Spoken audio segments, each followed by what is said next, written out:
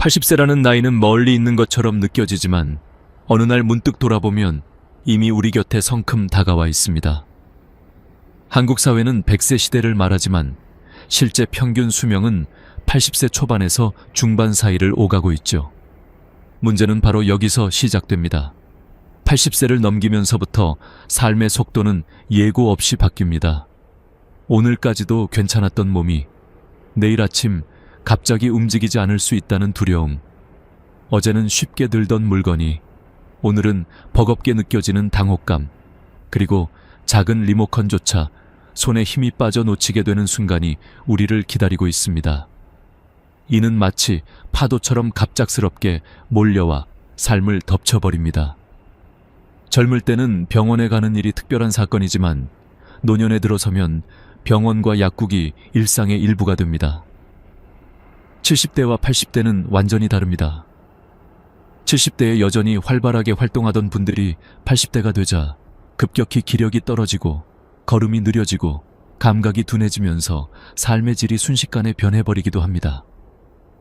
그래서 노후 준비에서 가장 큰 함정은 아직 괜찮다라는 자기 위안입니다. 몸은 분명히 신호를 보내고 있는데 우리는 그 신호를 무시하거나 미루곤 합니다. 하지만 이 시기를 놓치면 회복은 어렵습니다. 실제로 서울의 한 대학병원 노인의학과 조사에 따르면 80세 이후 낙상으로 인해 입원하는 환자의 비율은 70대의 2배가 넘는다고 합니다. 단순히 넘어지는 문제 같아 보여도 이는 삶의 독립성을 위협합니다. 넘어져 다리가 부러지면 회복까지 몇 개월이 걸리고 그 과정에서 걷는 힘을 완전히 잃는 경우도 많습니다. 결국 누군가의 도움 없이는 화장실조차 가기 어려운 상황이 되는 것이죠. 이것이 바로 많은 이들이 두려워하는 노년의 벽입니다. 그러나 이 벽은 갑자기 생겨나는 것이 아닙니다. 우리의 생활 습관, 작은 선택, 미루어왔던 관리가 한순간에 모여서 거대한 벽으로 나타나는 것입니다. 예를 들어 평생 담배를 피운 사람이 80세에 폐질환을 겪는 것은 우연이 아닙니다. 꾸준히 운동을 이어온 사람이 80세에도 동네를 걸어 다니는 것은 기적이 아니라 당연한 결과입니다. 결국 80세라는 시점은 운명이 아니라 우리가 살아온 방식의 총합인 셈입니다. 이 사실을 깨달으면 지금의 하루가 달라집니다. 오늘의 30분 걷기가 내일의 낙상을 막고 오늘의 작은 근력 운동이 내일의 독립성을 지켜줍니다. 우리가 흔히 언젠가는 해야지라고 생각하는 운동, 식습관, 수면 관리가 사실은 바로 지금 당장 시작해야 할 문제입니다. 미래의 나를 위해 오늘의 내가 책임을 져야 한다는 말이지요. 한국에서 흔히 들을 수 있는 말 중 하나가 건강이 최고다입니다. 그러나 우리는 이 말을 너무 자주 들어서 진부하게 느낍니다. 문제는 이 말이 진부할수록 더 진실이라는 것입니다. 재산, 명예, 직업, 자녀, all of these 80세의 몸 앞에서는 무력해집니다. 걸을 수 없고 스스로 식사조차 힘들다면 아무리 많은 돈도 행복을 보장하지 못합니다. 반대로 평범한 아파트에 살아도 스스로 걸어나가 단풍을 볼 수 있고 친구와 웃으며 커피를 마실 수 있다면 그것이 진정한 부자입니다. 노화는 누구에게나 공평하게 다가옵니다. 하지만 그 속도를 늦출 수 있는 방법은 분명히 존재합니다. 그리고 그 출발선은 바로 지금 이 순간입니다. 80세라는 벽이 무섭게만 느껴질 수 있지만 사실 이 벽은 준비하는 자에게는 하나의 문이 될 수도 있습니다. 준비 없는 사람에게는 벽이지만 준비한 사람에게는 또 다른 세상을 열어주는 문입니다. 어느 노학자는 이렇게 말했습니다. 사람은 나이를 먹는 것이 두려운 것이 아니라 나이 들어 아무것도 준비하지 못한 자신을 마주하는 것이 두려운 것이다. 이 말은 우리 모두에게 울림을 줍니다. 나이를 먹는 건 누구도 피할 수 없지만 준비 여부는 내가 선택할 수 있습니다. 여기서 중요한 깨달음은 노화는 단순히 신체적 문제만이 아니라 정신적, 사회적 문제와도 연결된다는 것입니다. 80세를 넘어서면서 우리는 육체의 한계뿐 아니라 사회적 고립, 정신적 우울과도 맞닥뜨립니다. 배우자를 먼저 떠나보내는 이들이 늘어나고 친구들은 하나둘 세상을 떠납니다. 이 시기에 준비되지 않은 사람은 쉽게 고독과 무력감에 빠집니다. 반면 꾸준히 취미를 즐기고 사람들과 소통하며 긍정적인 마음을 지닌 사람은 그 벽을 훨씬 가볍게 넘습니다. 따라서 오늘 우리가 기억해야 할 첫 번째 진실은 이것입니다. 80세 이후의 삶은 완전히 다르다는 것.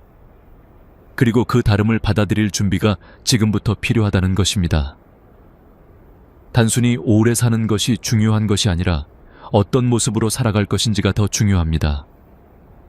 병상에서 누워 남은 시간을 버티며 살 것인지, 아니면 여전히 내 두 발로 세상을 누비며 웃음을 나눌 것인지, 그 갈림길은 지금 우리의 선택에 달려 있습니다. 우리 모두는 언젠가 이 벽 앞에 서게 될 것입니다. 그때 주저앉아 무너질지 아니면 담담히 걸어 넘어설지는 오늘의 태도와 습관이 결정합니다. 지금 이 순간이 바로 노후의 방향을 바꾸는 출발점입니다. 80세의 인생 벽은 두렵지만 동시에 우리를 깨우는 신호이기도 합니다. 지금 당신은 어떤 준비를 하고 있습니까? 사람을 가장 불행하게 만드는 습관 중 하나는 바로 비교입니다. 우리는 어려서부터 남과 비교하며 자라왔습니다. 학교에서는 성적을 비교했고, 사회에 나와서는 연봉과 집 크기, 자녀의 성취까지 비교 대상이 됩니다. 50대, 60대에 들어서면 은퇴를 앞두고 이런 비교는 더 극심해집니다. 친구가 새 차를 뽑으면 괜히 내 차가 초라해 보이고, 친척이 연금을 넉넉히 받는다는 소식을 들으면 왜 나는 그런 준비를 못했을까 불안이 밀려옵니다. 그러나 이런 비교는 불행으로 가는 가장 빠른 지름길입니다. 서울의 한 연구조사에 따르면 은퇴 후 우울감을 호소하는 사람들의 70%가 남과 비교 때문에 심리적 불안을 느낀다고 합니다. 이들은 자신의 현재 상황이 아니라 늘 타인의 삶과 기준을 중심에 두고 평가합니다. 하지만 중요한 건 남이 어떻게 사는가가 아니라 내가 어떤 삶을 살고 있는가입니다. 비교의 문제는 단순히 감정의 문제가 아니라 생활 전반에 영향을 미칩니다. 모임에서 친구들과 어울리는 게 부담스러워지고 사람을 피하게 되고 결국 사회적 고립으로 이어집니다. 더 심각한 건 뒤늦게 무리한 도전을 하게 만든다는 점입니다. 누군가는 주식과 부동산 투자에 몰두하고 누군가는 익숙하지 않은 사업을 시작합니다. 50대 이후의 모험은 젊은 시절과 다릅니다. 실패를 만회할 시간도 체력도 충분치 않습니다. 결국 큰 손실로 이어지고 노후를 더욱 불안하게 만듭니다. 여기서 중요한 것은 인생의 각 시기마다 역할과 과제가 다르다는 사실입니다. 젊은 시절은 씨앗을 뿌리고 도전하는 시기였다면 50대 이후는 그동안 뿌려놓은 씨앗을 거두는 시기입니다. 그렇기에 이 시기에는 무리한 모험보다는 지켜야 할 것을 지키는 지혜가 필요합니다. 한국 속담에도 남의 떡이 커 보인다라는 말이 있죠. 하지만 그 떡을 따라가다 보면 결국 내 떡마저 잃게 됩니다. 비교 대신 필요한 건 감사입니다. 내가 가진 집이 작더라도 비바람을 막아주는 지붕이 있다는 사실에 감사하고, 연금이 적더라도 매달 생활을 이어갈 수 있음에 안도하는 마음이 필요합니다. 한국의 재벌들도 세계적인 거대 부호들 앞에서는 작아질 수밖에 없습니다. 결국 비교의 끝에는 끝없는 허무와 불행만이 남습니다. 실제로 일본의 한 노년 심리학자는 행복한 노인의 공통점으로 자신의 삶에 대한 감사를 꼽았습니다. 연구 결과 내 삶에 만족한다고 응답한 노인의 평균 기대 수명이 그렇지 않은 노인보다 7년 이상 길었다고 합니다. 이처럼 감사는 단순한 마음가짐이 아니라 실제 건강과 수명에도 영향을 미칩니다. 그렇다면 어떻게 비교에서 벗어날 수 있을까요? 첫 번째 방법은 미디어 다이어트입니다. TV와 스마트폰 속에는 끊임없이 남의 잘난 삶이 흘러나옵니다. 화려한 집, 멋진 여행, 고급스러운 음식. 그러나 그것은 남의 삶일 뿐 내 삶의 기준이 될 필요는 없습니다. 두 번째 방법은 작은 성취를 기록하는 것입니다. 오늘 걸은 거리, 읽은 책 한 장, 가족과 나눈 대화 한 줄을 적다 보면 내 삶이 얼마나 풍요로운지 깨닫게 됩니다. 세 번째는 비교 대신 나눔을 실천하는 것입니다. 비교는 마음을 닫게 하지만 나눔은 마음을 열게 합니다. 작은 나눔 하나가 내가 가진 것을 새롭게 바라보게 만듭니다. 이제 시청자 여러분께 질문을 드리고 싶습니다. 오늘 하루 몇 번이나 남과 나를 비교하셨나요? 그리고 그 순간 기분이 좋아졌나요? 아니면 불편해졌나요? 아마 대부분은 후자일 것입니다. 그렇다면 답은 명확합니다. 비교를 멈출 때 우리는 비로소 자유로워집니다. 60대 이후의 삶은 길고도 짧습니다. 비교 속에 시간을 허비하기엔 아까운 순간들이 너무 많습니다. 계절마다 변하는 풍경을 바라보며 산책하는 즐거움, 손주와 손을 잡고 걷는 평범한 오후, 좋아하는 음악을 들으며 책을 읽는 고요한 시간, 이 모든 것은 비교와 무관하게 존재합니다. 오히려 비교를 멈출 때 더 선명하게 보이는 선물들입니다. 우리에게 주어진 삶은 하나뿐입니다. 타인의 기준에 맞추느라 허비할 시간이 없습니다. 남과 비교하지 않는 것, 이것이 행복한 노후를 여는 두 번째 열쇠입니다. 지금 이 순간 나의 삶이 충분하다고 고개를 끄덕일 수 있다면 이미 반은 성공한 것입니다. 돈은 삶을 유지하는 도구일 뿐인데 우리는 종종 그것을 인생의 목표로 착각하곤 합니다. 은퇴 이후 가장 두려운 말 중 하나는 이제 수입이 끊겼습니다 라는 말일 것입니다. 직장을 다닐 때는 매달 들어오는 급여가 있었지만 은퇴와 동시에 그 안정적인 흐름은 멈추게 됩니다. 문제는 지출은 멈추지 않는다는 데 있습니다. 오히려 나이가 들수록 병원비와 약값은 늘어나고 자녀의 결혼 비용이나 갑작스러운 생활비 부담이 더해지기도 합니다. 그래서 행복한 노후의 세 번째 열쇠는 바로 돈보다 지혜로운 준비입니다.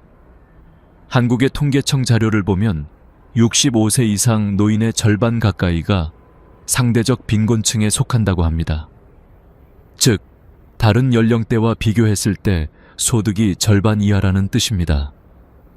이는 단순한 숫자가 아니라 실제 노인 빈곤과 사회적 고립으로 이어지는 심각한 문제입니다.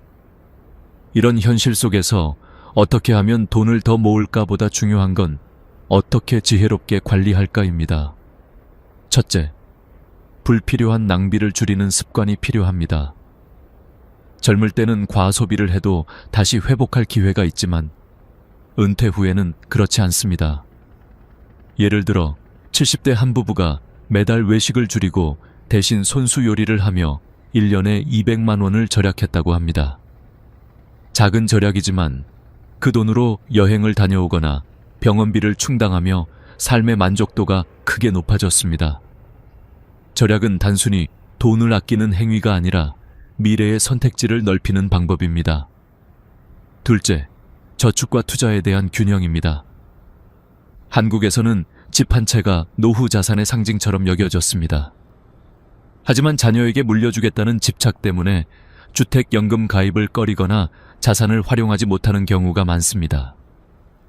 그러나 노후 자산은 남겨주기보다 어떻게 활용할 것인가에 초점을 맞춰야 합니다. 평생 모은 집 한 채를 활용해 안정적으로 생활비를 마련한다면 마지막 순간까지도 존엄과 독립을 지킬 수 있습니다. 셋째, 가능한 한 오래 평생 현역으로 살아가는 것입니다. 일하지 않아도 되는 나이라고 생각할지 모르지만 작은 일거리라도 있다는 건 단순히 소득을 넘어 삶에 활력을 줍니다. 실제로 70대에도 마을 도서관에서 근무하며 책을 정리하는 한 노인은 매달 받는 소득보다도 내가 아직 필요하다는 사실에서 더 큰 기쁨을 느낀다고 말했습니다. 몸을 무리하지 않는 선에서 일을 이어가는 것은 경제적, 정신적 안정 모두에 도움이 됩니다. 이 부분에서 중요한 것은 돈의 크기가 아니라 돈을 다루는 태도입니다. 남과 비교하지 않고 허황된 욕심을 버리며 검소하지만 즐거운 삶을 선택할 수 있다면 이미 노후의 절반은 성공입니다. 한국의 유명한 경제 칼럼니스트는 노후에는 자산을 불리려 애쓰기보다 지출을 관리하고 흐름을 설계하는 것이 더 현명하다고 강조했습니다. 이는 재테크보다 생테크, 즉 생활을 기술적으로 관리하는 지혜가 더 필요하다는 의미입니다. 또한 노후 자산을 모두 물려주겠다는 집착은 위험합니다. 자녀에게 지나치게 의지하거나 재산을 일찍 넘겨주면 자신은 생활의 주도권을 잃고 의존적 존재로 전락할 수 있습니다. 실제로 언론에 보도된 사례 중에는 자녀에게 집을 증여한 후 집에서 쫓겨난 노부모 이야기가 심심치 않게 등장합니다. 돈보다 중요한 것은 내가 내 삶을 지킬 수 있는 힘을 끝까지 가지고 있는 것입니다. 이제 우리에게 필요한 질문은 얼마를 모았는가가 아니라 어떻게 쓰고 있는가입니다. 평생 모은 재산을 단 한 번도 즐기지 못하고 떠나는 것만큼 안타까운 일은 없습니다. 물론 무분별한 낭비는 위험하지만 자신이 살아있는 동안 누릴 수 있는 즐거움을 외면하는 것도 또 다른 낭비입니다. 맛있는 음식을 먹고 보고 싶었던 곳을 여행하며 배우자와 소소한 선물을 주고받는 것이야말로 재산을 올바르게 활용하는 방법입니다. 돈은 우리가 죽을 때까지 함께하지 않습니다. 다만 살아있는 동안 돈을 어떻게 쓰느냐가 남은 삶의 품격을 결정합니다. 그리고 그 품격은 자녀에게도 가장 큰 유산이 됩니다. 부모가 남겨주는 것은 단순히 재산이 아니라 어떻게 품위 있게 나이 들어가는지 보여주는 본보기이기 때문입니다. 따라서 행복한 노후의 세 번째 열쇠는 더 많은 돈을 갖는 것이 아니라 지혜롭게 다루는 것입니다. 오늘의 소비와 내일의 안정을 균형 있게 관리하며 필요 없는 비교와 욕심을 내려놓을 때 우리는 비로소 풍요로워집니다. 재산이 많아도 불안한 사람보다 적어도 만족하는 사람이 더 부유한 삶을 사는 것입니다. 나이가 들어가면서 많은 부모들은 자녀에게 모든 것을 쏟아붓습니다. 학비를 대주고 결혼을 도와주고 집을 마련해주고 심지어는 은퇴 후에도 생활비를 보태주려 애씁니다. 한국 사회에서는 이런 헌신이 부모의 의무처럼 여겨지기도 했습니다. 하지만 그 결과는 언제나 아름답기만 한 것은 아닙니다. 실제로 신문 기사에서는 자녀에게 재산을 모두 물려주고 나서 오히려 버림받은 부모의 사례가 심심치 않게 등장합니다. 오늘 우리가 나눌 네 번째 열쇠는 바로 자녀 집착에서 자유로움으로입니다. 부모의 지나친 집착은 결국 부모와 자식 모두를 불행하게 만듭니다. 부모는 자신이 가진 것을 모두 쏟아내면서도 끝내 만족하지 못하고 자녀는 부모의 지원에 익숙해지며 독립심을 잃습니다. 어떤 어르신은 이렇게 고백했습니다. 내가 아이들을 위해 모든 걸 해줬는데 결국 내 노후는 텅 비어버렸다. 이 말 속에는 깊은 회한이 담겨 있습니다. 심리학 연구에 따르면 자녀에게 지나친 지원을 한 부모일수록 노후에 더 큰 외로움과 배신감을 경험한다고 합니다. 왜냐하면 기대가 크면 실망도 크기 때문입니다. 자녀는 이미 독립한 성인이지만 부모의 마음속에서는 여전히 의지해야 할 대상으로 남아있기 때문에 갈등이 생기게 되는 것이죠. 이 문제를 해결하기 위해서는 먼저 기대를 내려놓아야 합니다. 부모가 자녀를 사랑하는 것은 당연하지만 사랑과 집착은 다릅니다. 사랑은 자녀가 독립하도록 돕는 것이고 집착은 자녀를 내 곁에 묶어두려는 것입니다. 따라서 부모는 일정한 시점까지만 도움을 주겠다고 스스로 기준을 정하는 것이 필요합니다. 예를 들어 대학 졸업까지 또는 결혼할 때까지만 지원하겠다는 약속입니다. 이렇게 하면 자녀도 스스로 설 수 있는 힘을 키울 수 있습니다. 또한 자산을 무리하게 한 번에 물려주기보다는 연금 형태로 전환하는 방법도 있습니다. 매달 일정한 금액이 생활비로 들어온다면 부모는 마지막까지도 자립적인 삶을 유지할 수 있습니다. 실제로 국민연금공단 조사에 따르면 연금을 받는 노인들의 정신적 안정감은 그렇지 않은 노인보다 월등히 높다고 합니다. 이는 단순한 금전적 문제를 넘어 내가 여전히 내 삶을 통제할 수 있다는 심리적 안정에서 비롯됩니다. 그리고 자녀와의 관계에서도 변화가 필요합니다. 자녀를 끝까지 품 안에 두려 하지 말고 독립적인 인격체로 인정해야 합니다. 어떤 어머니는 이렇게 말했습니다. 나는 이제 아이들 인생의 조연일 뿐이다. 주연은 그들의 몫이다. 이 깨달음은 부모와 자녀 모두를 자유롭게 만듭니다. 부모는 더 이상 자녀에게 집착하지 않고 자녀는 부모를 부담스럽게 여기지 않습니다. 한국의 전통 가치관 속에서는 효가 매우 중요한 덕목이었습니다. 하지만 시대가 변하면서 효의 형태도 달라졌습니다.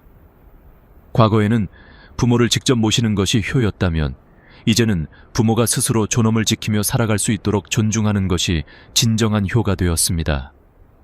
그러기 위해서라도 부모 스스로 자녀에게 과도하게 의지하지 않고 자립을 유지하는 태도가 필요합니다. 여기서 한 가지 더 중요한 사실이 있습니다. 자녀에게 모든 걸 주고 나면 부모 자신이 잃는 것은 단순히 돈이 아닙니다. 바로 삶의 의미와 자존감입니다. 내가 쓸 돈도 없고 내가 결정할 권한도 없다면 결국 남은 건 무력감뿐입니다. 노년의 이런 무력감은 곧 우울증으로 이어지며 심리적 건강을 크게 해칩니다. 그러므로 우리가 선택해야 할 길은 분명합니다. 자녀를 사랑하되 집착하지 말 것, 돕도에 모든 것을 쏟아내지 말 것, 자녀에게 기대는 순간 부모는 자유를 잃습니다. 오히려 부모가 당당히 자기 삶을 살아갈 때 자녀는 더 큰 존경심을 품습니다. 이제 스스로에게 물어보아야 합니다. 나는 자녀에게 어떤 부모로 남고 싶은가? 모든 것을 주었지만 결국 원망만 남는 부모인가? 아니면 스스로의 삶을 지켜내며 끝까지 존엄을 유지하는 부모인가? 그 답은 결국 내 선택에 달려 있습니다. 행복한 노후의 네 번째 열쇠는 바로 여기 자녀 집착에서 벗어나는 데 있습니다. 사람들은 흔히 오래 사는 것을 축복이라 말합니다. 그러나 실제로는 오래 사는 것이 곧 행복을 보장하지 않습니다. 중요한 것은 얼마나 오래 사느냐가 아니라 얼마나 건강하게 사느냐입니다. 그래서 다섯 번째 열쇠는 바로 건강과 체력, 마지막 자산입니다. 서울대학교 의과대학 연구에 따르면 75세 이후 만성질환을 2가지 이상 겪는 비율은 60%에 달합니다. 하지만 주목해야 할 점은 질환의 개수가 늘어날수록 삶의 만족도는 기하급수적으로 떨어진다는 것입니다. 예를 들어 고혈압과 당뇨만 가진 노인은 여전히 산책을 즐길 수 있지만 여기에 관절염과 치매가 더해지면 일상생활의 독립성은 급격히 무너집니다. 결국 건강이 무너지면 남은 재산도 사회적 지위도 심지어 가족관계마저 지켜낼 수 없습니다. 특히 60세 이후에는 근육이 핵심입니다. 많은 분들이 여전히 체중 감량에 집착합니다. 그러나 의학적으로는 체중보다 근육량이 더 중요합니다. 한국노인학회의 보고서에 따르면 허벅지 근육이 두꺼운 노인은 그렇지 않은 노인보다 낙상 위험이 절반 이하로 줄어든다고 합니다. 간단한 테스트 방법도 있습니다. 양손 엄지와 검지로 동그라미를 만들어 종아리 가장 두꺼운 부분을 감싸보세요. 손가락이 닿지 않는다면 근육이 충분한 상태이고 반대로 손가락이 맞닿거나 겹쳐진다면 근육이 부족하다는 신호입니다. 이 단순한 테스트가 노쇠의 경고등이 될 수 있습니다. 건강을 지키기 위해 가장 효과적인 방법은 규칙적인 운동입니다. 하지만 여기서 중요한 건 과도한 운동이 아니라 꾸준한 운동입니다. 하루 30분 걷기, 가벼운 근력 운동, 계단 오르기 같은 일상 속 작은 움직임이 쌓여 80세 이후를 지탱합니다. 실제로 90세에도 혼자 장을 보러 다니는 어르신들의 공통점은 거창한 운동이 아니라 매일 꾸준히 움직였다는 사실입니다. 식습관도 중요합니다. 나이가 들수록 입맛이 줄고 소화력이 떨어집니다. 그래서 많은 노인들이 칼로리 섭취를 줄이는데 이는 오히려 근육 손실을 가속화시킵니다. 단백질 섭취를 늘리고 채소와 과일을 균형 있게 섭취하며 수분을 충분히 마시는 것이 기본입니다. 미국의 한 노인 영양학 연구에서는 매일 체중 1kg당 1개 단백질을 섭취한 노인들이 그렇지 않은 그룹보다 근감소증 위험이 현저히 낮았다고 발표했습니다. 한국인의 식단에 맞게 콩, 두부, 생선, 계란 같은 단백질 식품을 적극적으로 활용하는 것이 필요합니다. 그리고 또 하나 간과하기 쉬운 부분은 바로 자세입니다. 허리가 굽고 어깨가 말리면 단순히 외모의 문제가 아니라 호흡 기능과 소화 기능에도 영향을 줍니다. 하루 5분 거울 앞에서 자신의 자세를 확인하고 벽에 등을 붙여 바르게 서는 습관만으로도 큰 차이를 만들 수 있습니다. 자세는 단순한 습관이지만 삶의 활력과 자신감을 결정짓는 중요한 요소입니다. 건강을 지키는 것은 단지 개인의 문제가 아니라 가족 전체의 문제이기도 합니다. 부모가 아프면 자녀도 고통을 함께 짊어져야 합니다. 하지만 부모가 건강하다면 자녀와의 관계는 오히려 더 행복해집니다. 어떤 의사는 이렇게 말했습니다. 부모의 건강은 자식에게 줄 수 있는 가장 큰 유산이다. 이 말은 단순한 은유가 아닙니다. 실제로 건강한 부모를 둔 자녀는 정서적 안정감이 높고 사회적 관계에서도 긍정적인 영향을 받는다고 합니다. 결국 건강은 노후의 마지막 자산입니다. 집, 돈, 명예는 남에게 빼앗길 수 있지만 건강은 스스로 지키는 한 내 편입니다. 물론 완벽하게 병을 피할 수는 없습니다. 그러나 늦게 병에 걸리고 병에 걸리더라도 빨리 회복할 수 있는 몸을 만드는 것은 우리의 선택에 달려 있습니다. 이제 스스로에게 물어야 합니다. 나는 오늘 내 몸을 위해 무엇을 했는가? 30분이라도 걸었는가? 단백질이 포함된 식사를 했는가? 자세를 바르게 유지했는가? 답이 예라면 그것만으로도 내일의 건강은 한 걸음 더 가까워집니다. 노년의 행복은 결국 몸이 지켜줍니다. 건강은 단순한 수명이 아니라 자유를 주는 힘입니다. 자유롭게 걷고, 자유롭게 먹고, 자유롭게 웃을 수 있다면 그것이야말로 진짜 부자입니다. 그러니 오늘부터라도 내 몸을 위해 가장 작은 실천을 시작해야 합니다. 그것이 곧 내일의 존엄과 독립을 보장하는 길입니다. 노년을 살아가는 데 있어서 마지막으로 꼭 기억해야 할 열쇠는 기억보다 마음의 자유입니다. 우리는 흔히 지나온 날들을 되돌아보며 후회하거나 미래를 과도하게 걱정하며 현재를 놓치곤 합니다. 하지만 삶의 본질은 이미 우리 손안에 있습니다. 인생을 단순하게 바라볼 수 있는 용기, 필요 없는 짐을 덜어낼 수 있는 지혜, 이것이야말로 품위 있는 노후의 비밀입니다. 삶에는 반드시 잊어도 좋은 것들이 있습니다. 젊은 시절의 치열한 경쟁, 남과의 끝없는 비교, 지나간 실패와 상처, 그리고 이미 떠나간 사람들에 대한 집착까지, 이런 것들을 계속 붙잡고 있으면 결국 현재의 행복은 사라집니다. 경제학에서 말하는 파레토 법칙, 즉 20대 80 법칙을 떠올려 보세요. 인생에서 진짜 중요한 것은 20%에 불과합니다. 가족과 함께 밥을 먹을 수 있는 시간, 스스로 걸을 수 있는 두 다리, 좋아하는 음악과 책을 즐길 수 있는 자유, 이것만 지켜진다면 나머지 80%는 잊어도 괜찮습니다. 실제로 호주의 한 연구팀은 노인들이 죽음을 앞두고 가장 많이 후회하는 5가지를 조사했습니다. 놀랍게도 그 목록에는 돈을 더 벌지 못했다는 항목은 없었습니다.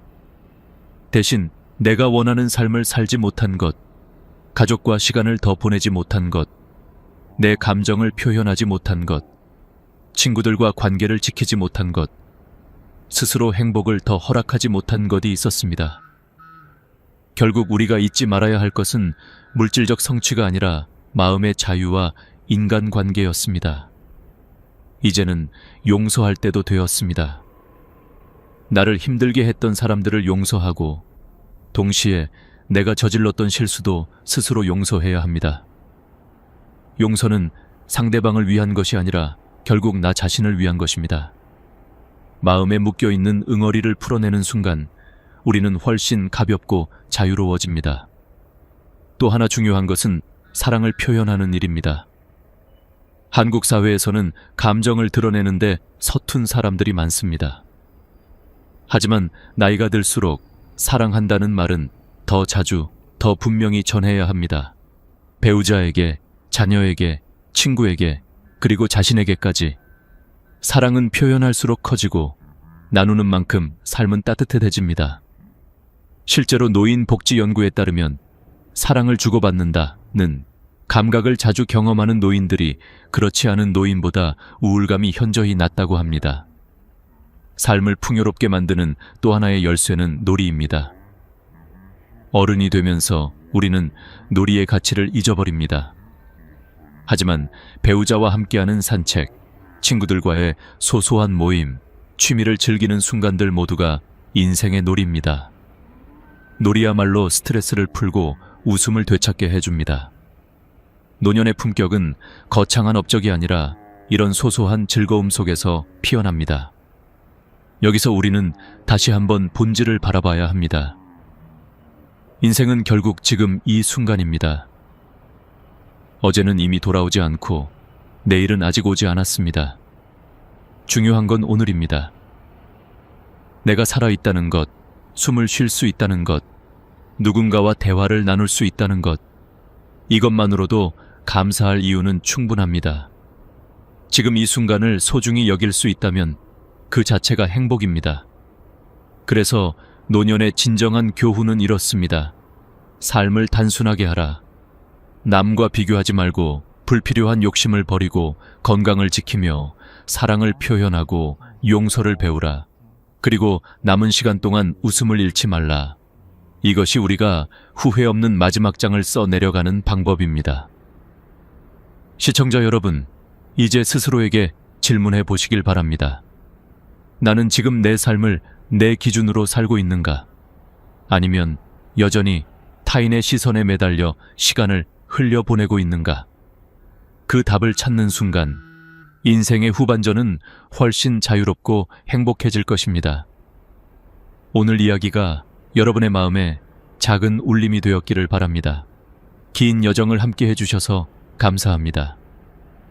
구독과 좋아요를 눌러주시면 앞으로도 더 많은 지혜와 이야기를 나눌 수 있습니다. 여러분의 노년이 따뜻하고 품격 있게 빛나기를 진심으로 기원합니다.